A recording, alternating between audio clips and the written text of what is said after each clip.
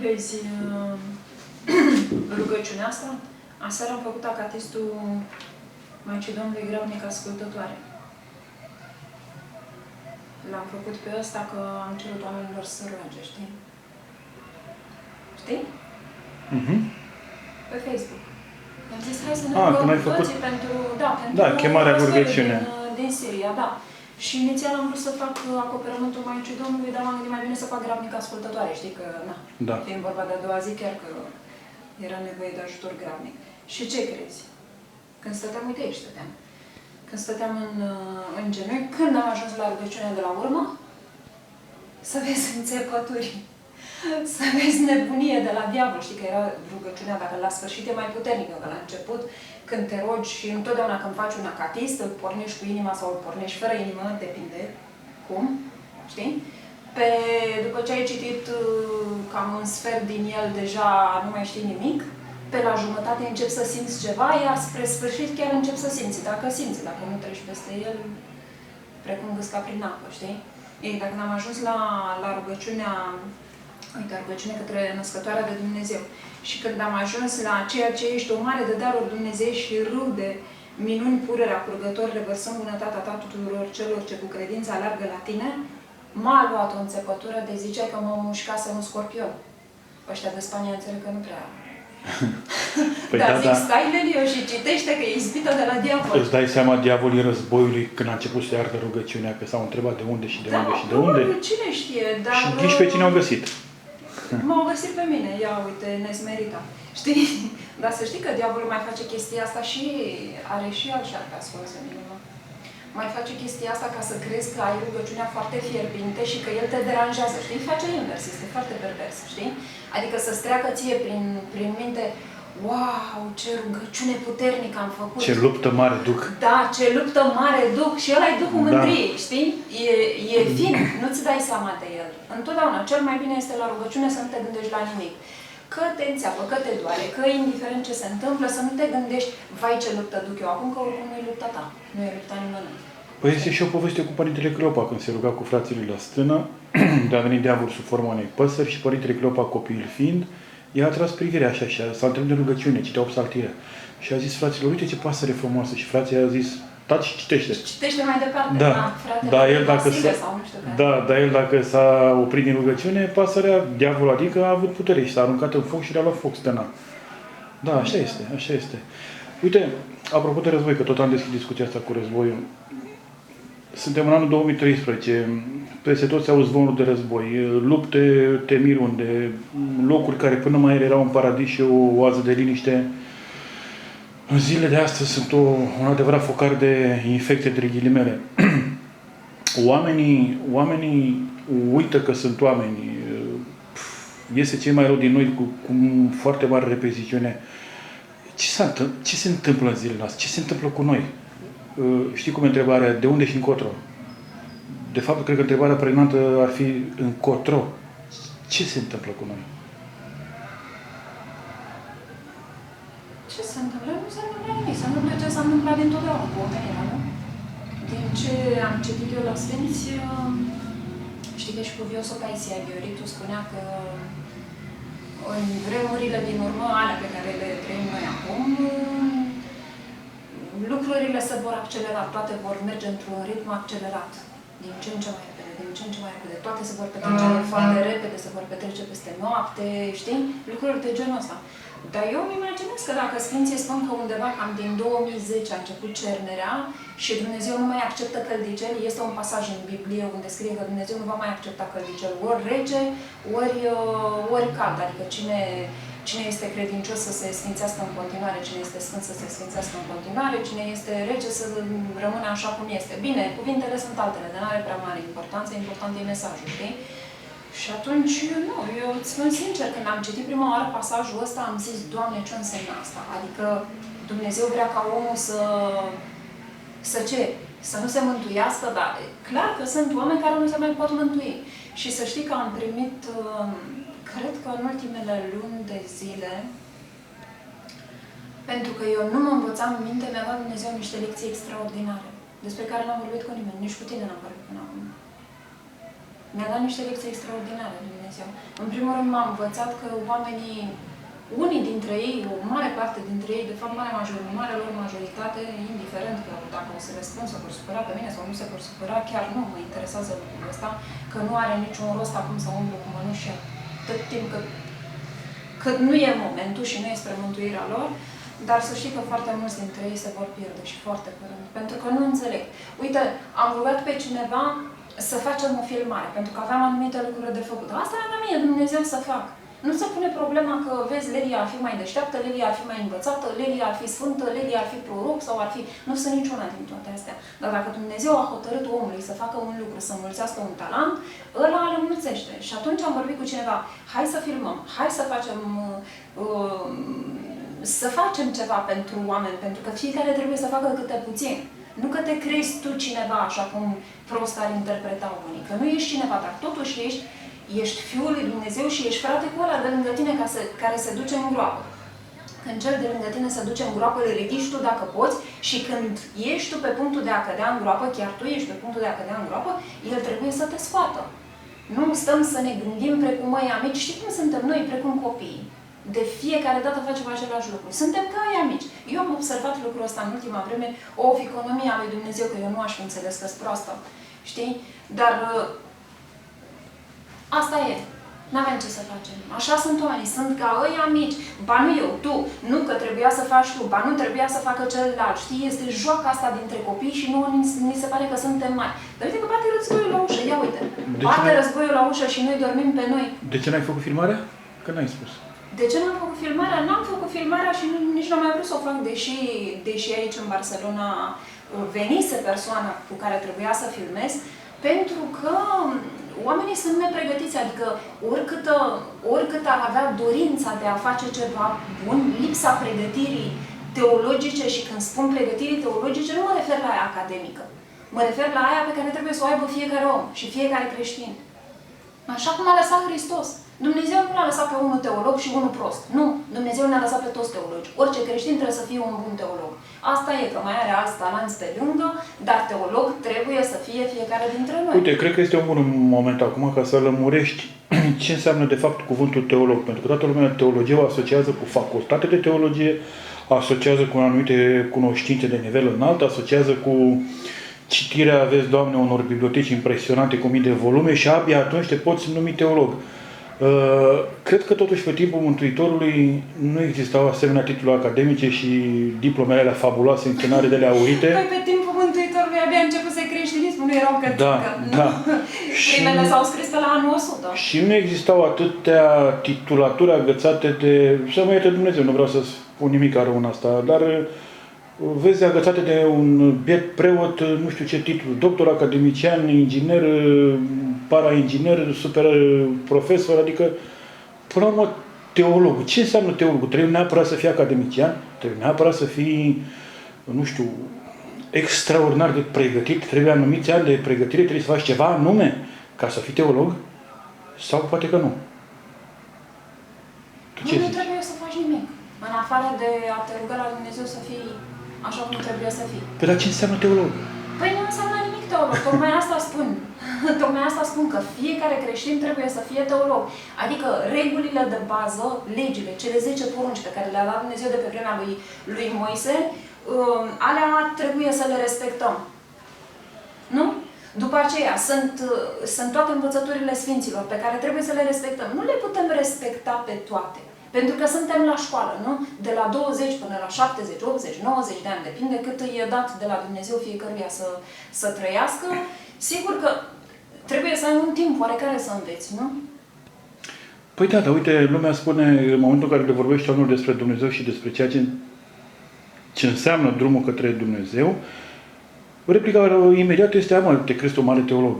Haideți să limpezim puțin termenul ăsta de teolog. Ce înseamnă? Adică teolog ce înseamnă? Trebuie să vorbești doar în anumite, cum să spun, bariere, să nu depășești anumite lucruri, sau trebuie să vorbești doar unor din inimă? Ce înseamnă teologia, practic? Tu știi foarte bine că eu am fost acuzată de foarte multe ori că vorbesc aiurea, că nu am dreptul să vorbesc și tot felul de lucruri din astea spuse de oameni care habar n-au ce-i cu ei. Nu știu poate bine nici măcar Tatăl nostru, sau știu Tatăl nostru, crezul, știu 100 de acatiste pe de rost, dar în inimă nu este nimic. atât timp cât vii și spui unuia de ce vorbești tu despre Hristos și spui că Hristos a înviat, înseamnă că Satana te conduce. Pentru că fiecare om din lumea asta are dreptul, nu dreptul, are obligația, nu dreptul, că nu vorbim de drepturi aici, are obligația de a ajuta pe oricine, absolut oricine, îi scoate Dumnezeu în cale. Dar vezi că asta e problema. Ajuți pe cel pe care, sau pe cei pe care ți-i scoate Dumnezeu în cale, trebuie să fie un talent de la Dumnezeu. Dar în rest, uite să ne amintim de Psalmul 50. Răspunsul, cel mai bun răspuns pe care l-am dat eu cuiva vreodată, a fost atunci când m-a întrebat cu ce drept fac toate astea. Am spus, nu fac din vreun drept, o fac din obligație. Pentru că am canon Psalmul 50. Fiecare creștin are canon Psalmul 50. Și în Psalmul 50 spune așa: învăța voi pe cei fără de lege căile tale și cei necredincioși și la tine se vor întoarce. Unii vor spune, eu un psalm. Când i-am spus asta părintelui Calistrat, cum am răspuns atunci când m-a întrebat, a râs. Bine, a fost râsul ăla frumos, știi? Da, dacă spui Psalmul 50, nu trebuie să-l spui pur și simplu fără să-l simți. Adică dacă spui o rugăciune fără să o simți și fără să o împlinești, mai bine nu o spui. Mai bine, decât să citești 100 de acatiste, decât să te duci la 100.000 de masluri, mai bine du-te numai duminica la liturghie, că e mai importantă decât 10 masluri, așa au spus Sfinții, nu spun eu, da? Dau vina pe Sfinți, să vedem cine îi contrazice. No, și te duci la o Sfântă Liturghie și vei înțelege mai multe decât vei înțelege din 100 de masluri la care tu te duci ca să scapi de o anumită problemă, că omul este egoist. De-aia nici n-am vrut să mai filmez, pentru că oamenii nu sunt pregătiți. Mulți oameni nu sunt pregătiți. Iar unul care este pregătit va fi izolat ca și mine, va avea locul lui în societate unde își va face treaba. Ca un profesor, ca un pictor, ca un bucătar bun, ca fiecare cu talentul lui de la Dumnezeu. Ăsta este talentul meu de la Dumnezeu. Eu sunt obligată să fac asta. Da? Dar a fi teolog ce înseamnă? A fi teolog înseamnă să vorbești despre Dumnezeu așa cum îți dă ție Dumnezeu.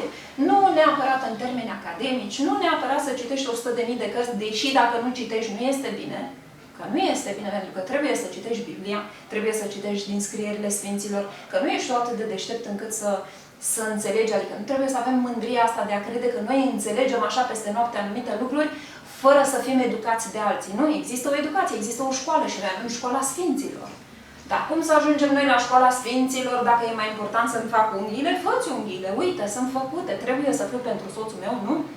Trebuie să fiu aranjată, că nu sunt cenușăreasa, că nu știu ce soț sau cărui soț, că am mai spus asta de 100 de ori. Niciunui soț nu-i place o soție alături, plină de, mă rog, hai să spunem, nedepilată, cu mustață nearanjată, cu unghiile nearanjate și cu riduri la 25 de ani pentru că este neîngrijită.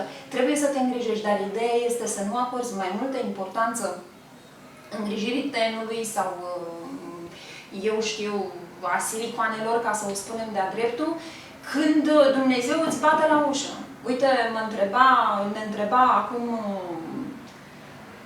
câteva săptămâni înainte de a veni în Spania, câte sunt, vreo 3-4 săptămâni, care este rostul pentru care ar trebui să facă anumite acte. Atunci când am vrut să dăm, știi, tu cui o bucățică de pământ. S-au împiedicat de acele acte, că n-au făcut actele. Dar acum când bate războiul la ușă și vorbim de un război mondial, vom vedea ce se va întâmpla. Eu cred că încă mai durează un pic ceva, dar acum este pregătirea. Să nu ne imaginăm că n-a început, că nu e începutul sfârșitului. Astăzi, acum când vorbim noi, astăzi este începutul sfârșitului. Atât timp cât americanii se gândesc să intre în Siria, este începutul sfârșitului. Că nu va veni sfârșitul peste noapte, că nu va veni războiul mondial peste noapte, că trebuie să mai întâmple niște lucruri, că trebuie să se supere toată lumea pentru că toată lumea pe toată lumea? Toată lumea pe toată lumea, da. Și că trebuie să intre pe undeva prin Rusia și atunci se spune că vor fi problemele cele mai mari, că trebuie să se întâmple ce se întâmplă în Turcia, că Grecia trebuie să-și recâștige partea ei și că se vor întâmpla multe altele, dar este începutul sfârșitului. Unii mi-au spus așa, păi mai așteptăm până atunci, mai e timp. Păi nu ai timp. Nu ai timp. Că dacă va fi o reacție în lanț, știi? Va fi o reacție în lanț. Adică dacă începe războiul mâine, tu de mâine trebuie să te pregătești ca în următoarele luni să ai de mâncare, pentru că peste 4, 5, 6, 8 luni de zile s-ar putea să nu mai ai de mâncare. Se poate întâmpla și chestia asta. Poate să nu se întâmple, dar nu se spune că paza bună trece primejdiarea? Oare nu așa se spune? Pilda Dar dacă noi ne-am obișnuit să ne ducem la colț, la supermarket, dar să fim sinceri că supermarketul nu va mai dura mult timp. Astea sunt consecințele. Uite, știi, vorbim acum de lucruri care se întâmplă. Se întâmplă una, se întâmplă alta, lucruri grozave, oamenii mor, explozii, atentate. Nici nu vreau să enumăr lista, că este foarte lungă și o să pierdem jumătate din zi numai numerând. Cum de s-a ajuns aici? Întrebarea este, de ce s-a ajuns aici? Ce s-a întâmplat greșit în evoluția omenirii? Pentru că spuneam mai devreme că astăzi lucrurile se întâmplă cu repetițiune. Păi se întâmplă și asta nu este rău, pentru că avem știința la îndemână care ne ajută să facem mai multe lucruri într-un timp mai scurt. E un lucru bun. Numai că într-un mod paradoxal, adică de avem fapt, mai mult timp de rugăciune, vrei să spui? Ar trebui să avem mai mult timp de rugăciune. Numai că într-un mod paradoxal, nu știu, nu mai este evoluție, este involuție. Știința asta poate parcă ne ia de pe un drum și ne pune pe altul. Pe de-o parte. Pe cealaltă parte, oamenii totuși rămân oameni, nu?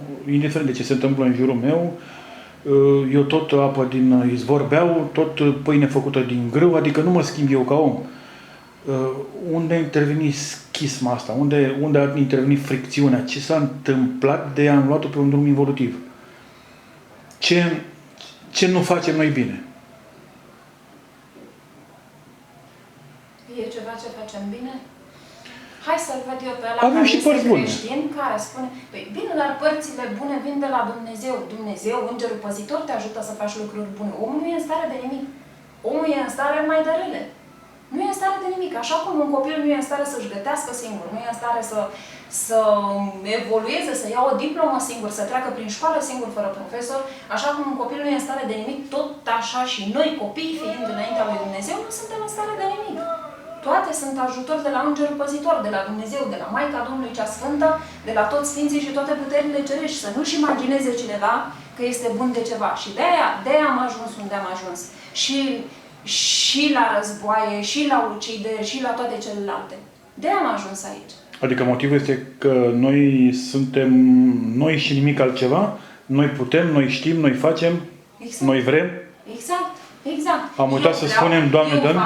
Eu știu, eu am fost, eu cred că am observat, am făcut așa cum să spun, am făcut un exercițiu, am avut eu nevoie de el ca terapeut și am făcut un exercițiu chiar în ultimele săptămâni sau luni, nu știu, nu mi-amintesc că nu am stat să văd cât timp a trecut. Și am observat că de fiecare dată, când vedem ceva, spunem omului, știi, uite, îți dau un exemplu. Te întreabă cineva, cum ți se pare bluza de pe mine? E frumoasă? Și tu spui, nu-mi place. Știi ce înseamnă asta? Trebuie să ne dăm seama că, de fapt, noi încercăm să ne punem amprenta peste tot. Că ne interesează doar ceea ce ne place nouă. Nu are importanță ce crede celălalt. Nouă ni se pare că ceea ce ne place nouă este cel mai bun. Dar s-ar putea foarte bine ca tu să fii un tânt și să n-ai gusturi, cel puțin în momentul ăla, să ai o cădere și bluza aia să fie extraordinar de frumoasă, să fie foarte elegantă. Dar omul are tendința să spună, aia îmi place, aia nu-mi place, cealaltă este bună, cealaltă nu este bună. Înțelegi ce vreau să spun? Se pune în locul lui Dumnezeu. Îi se pare că știe ceva, că este bun de ceva. E adevărat că nu trebuie să te comporți ca un sclav și ca un nimic, ci doar trebuie să recunoști cât poți. Și să stea fiecare să facă așa o introspecție, să stea fiecare să se întrebe, ce aș putea eu să fac de unul singur în lumea asta? Uite, să-și imagineze că nu e nimeni în jurul lui, sau să fie cel mult o persoană, două, în jur, și fără Dumnezeu, fără Înger Păzitor, fără nimic, fără niciun fel de ajutor, fără niciun fel de povățuire, nici directă, nici indirectă. Să vedem dacă se simte în stare de ceva, dacă chiar crede că se poate descurca. Se descurcă cel mult o lună, două, dar nici atunci. Și se descurcă o lună, două, știi de ce? Pentru că se joacă diavolul cu el, așa cum se joacă pisica cu șoarecele. Știi? Pentru că trebuie să facă chestia asta. Așa se joacă și diavolul cu omul. Diavolul într-o secundă te-ar omorî. Așa spun Sfinții, nu spun eu. Nu suntem buni de nimic. Asta este o realitate. Păi, da, dar uite, învățătura zilelor noastre, peste tot ni se spune că omul știe de toate, omul a ajuns la apogeul cunoașterii, nu știu, știința este făcută și se pare că este, nu știu, vârful de știință pe care îl avem acum în zilele noastre este tot ceea ce oamenii pot face și nu mai avem nevoie de nimic. Cine e prostul care spune asta? Păi sunt mulți. Dacă ne legăm de povestea de la Geneva cu particula lui Dumnezeu, Doamne iartă-i, deja ne dăm seama că ne-am pus în locul lui Dumnezeu. Vrem ca noi să fim Dumnezei. Și acum se leagă cu întrebarea mea de la început. Ce facem greșit? Păi ce facem greșit? Facem totul greșit. Nu facem nimic bun. Face cineva ceva bun? Dumnezeu ne-a lăsat buni. Păi Dumnezeu toate le-a făcut bune. Da, toate le-a făcut bune. Dar noi discutăm niște lucruri care n-ar trebui discutate. Fiecare își pune întrebarea: Doamne, ce fac rău? Păi ce faci rău? Încearcă să faci totul bine și nu te mai gândi ce faci rău. Propuneți ca tot ceea ce faci să faci bine și mai ales roagă-te la Dumnezeu să te ajute, că de unul singur, vezi, sunt mulți care spun cum am făcut eu când am fumat cândva. Că am fumat, eu o spun, am spus-o la nu știu câte televiziuni, am fumat, am făcut o mulțime de prostii în viața mea, ca oricine, fiecare a făcut câte ceva. Mai mult, mai puțin, le spune, nu le spune, eu le spun. Știi? Deși le-am spovedit, n-ar trebui să le mai spun. Nu, și îmi spuneam, de mâine mă las de fumat. Și luam țigara din gunoi și o aprindeam. Pentru că nu mă puteam lăsa de fumat. Până când m-a ajutat Dumnezeu să-mi dau seama că nu mă voi putea lăsa niciodată de fumat dacă nu-L voi ruga pe Hristos însuși să-mi ridice patima asta. Asta trebuie să facem, să ne rugăm, fraților. Să ne rugăm unii pentru alții. Da. Doamne ajută!